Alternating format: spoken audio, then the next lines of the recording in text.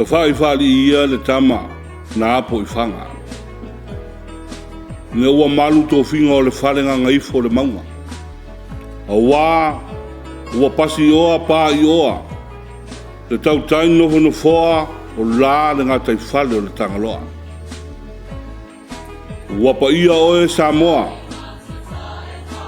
O le atinu ua uma no tofi. O le waa tau tai ola. O le upenga mafola. Mai lava leone le utufia. Se ia tofu malemo I le vai saria. O lele wa ta oto ata o marua fiti. Ai la fo ia le ata o fiti maupolonga. Ai wa mai ua pula toa ma le fia le tapu itea. Nina ua tepa I ata. Ai tanga I malama. A le maua li seu le wao. A ta lidi le mafua whalau le lea le moana loa. Sa vei olo le tua au mafua malu. Ai siwa mani noa le ata manai e eida so.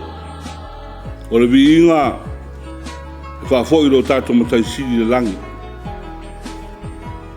Leo o tato a inga sila whai. I le nei tae au mata ngofia. E a vea ilo leo. So mata whata wā. Whai mafufonga tau mori mori. La fionga le tai fono. Malona lau a fono. Le komiti whafoi o le tato lau mua. E ale sua le presidente. Male asocio matua. E le fionga le ripule. Le sunga le muripola. Ia le whetarainga foi le vai malai. Lau whetarainga asiata. Le paia ma le mamalu. O ali matamaitai whaiaonga. Aia le loa loa o alo mawhanau o le tato lau mua. Le whangaru ino foi le nofo tapuai. O si taulanga tutofi. O nopi ai mwhawhale le manu I maunga manu au sala. La fionga ia la whaere te wanga. Le taitai o le tanga duenga. Sui lango ia Justin Paulo. Ai kai ngange ne mamaru. Le nofo am tanga duenga e wha. O le pa ia lava lea wā le aonga marie ro tō iwa. Lau whatarainga le matua ntongi o lau whatarainga le pia le awa ngang foa. Fia so ai malangi malo tamalangi. Polo mwhautala o sa lue mangtai. Ma upu ia te oe le umoenga o le tūmua. Ai ase tangai malamlama le pa ia inga wha. Ma la au mwhau. E nofo ato o maangang sa ese ma maru maia oe le umoenga le matua. Ma lou whale tuia ana. O pa ia ma maru ia. O lo wha maru a walo tātou lau mua. I maunga manu au sala nei. Mātou te ofa alofa ma whata alofa atu. Whata alofa atu Samoa. Mai maunga te tere. Se ia pa ia se moe me whau. Whata alofa leo songa atu mua mapule. Tu au maa la taua. Ainga le tai ma le waa o fongti.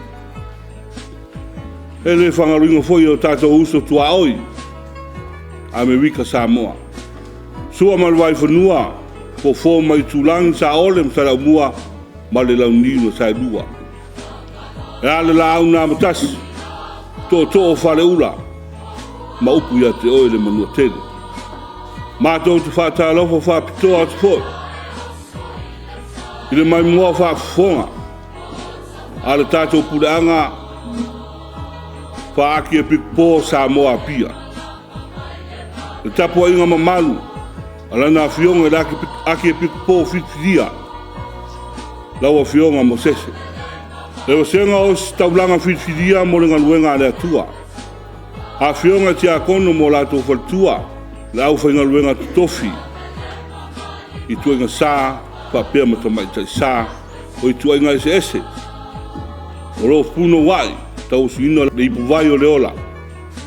A wā nganga o le nu o le atua whatotua. Ea le whangarina foi. O mātou a inga. Wō mau me mai. Lo whapeo na papa au ia tinu mamau. I tu e fia o le nei ke lope. Mātou tu whaataro whatu. Ka whai o tō maua mai le nei ala whaasala lau. Ai masalo la vidi tonu le ifia maina. Ala i de famu moe wa utasi ia fina ngalo ko biti fa foi. Le pa ia I matua. Pula onga malona awa. Tapena ina. O fofo ina foi la mato Tausala online. I de aso lua se furu male tolu o le masina nei. Mato fa tangi si ai. Sa o tau sosoani. Tō finga ngalo malama. Ai mai se o le alofa. I le ripule. Le lau mua ano mawhanau. O ni waenga fia whaleleia wale atina ina o le tātou Kolisi. Amata mai na mātou hōru. Tele ni waenga fia whaleleia. O potu aonga. Tele o amato potu aonga e reo toi whaunga ina fo. Tūlanga lama lea o le fia whaleleia o ni waenga o reo whale tonu. A wale le lei o le awa wina o alo mwhanau. O luma nai o nu e Kolisia ai mese a inga. O a seta le tātou Kolisi. Lo o toi fia whaleleia. Nisi o a seta manao mia. O walawa le whaamata no fia inga. O le alu luma o awa wina o whanau. Lea o mato wawarusia al whau lo tō whina ngalo malama. Tō whina ngalo alofa I alo mwhanau lalo waoa. O le tātou pureanga whapea Samoa. Ua maa ni ngaruenga whatino. Ale fionga li pule ma le mamaru la inga whaiaonga.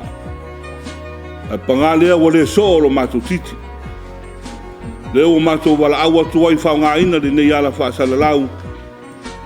Mato whaatangisia I sa o tau sosoani. Alo lofa mai. Ia sea mato Kolisi o lo tau atinai. Fuafuanga uma o le tātou pokalame I laso lua sifuru maritolu o le masina nei. Ia o le a amatadia I le iwa le tai ao. Se ia pa ia lo na itu la whaatulanga ina e mai ai nai. La mato tatalo. Ia wala awa tu fo I tama mateni tuai uma na o tau ina la tātou Kolisi. Ia mai tātou nuti mea whatasi. Tātou a leanga whatasi. E toi whau la tātou Kolisi. Mo se le lei ai maiso le lumanai o alo mo whanau. E a manu te le ina la whasausaunga Samoa. Fe au matiuti o lo whenga iai la so. La matu talo. Mo mori atu lo tosu soifua. So matu wola. I la ea aso tau po ina. Tātou nuti mea whatasi. Ia e ala I lau foai. O upo ale tusi. E siri ale alofa o le atua. Mwhamanuia I le na te foai. Na I lo le na te taria. Upo foi wa masani ai. O se whare ai le leo na tāpena. E mauti noa le lei.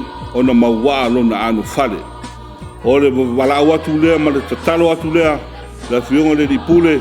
Tai fono la fionga ia patere. Sa nele tuila epa. Ia le sunga le presidente. Socio matua. Ia alofa mai na tātou Kolisi. Manu te leina fufuanga o te toi ne yaso. Whamanuia tele le atua. Ia fufuanga uma o la whenga iai. Matiu te masani. Soifua.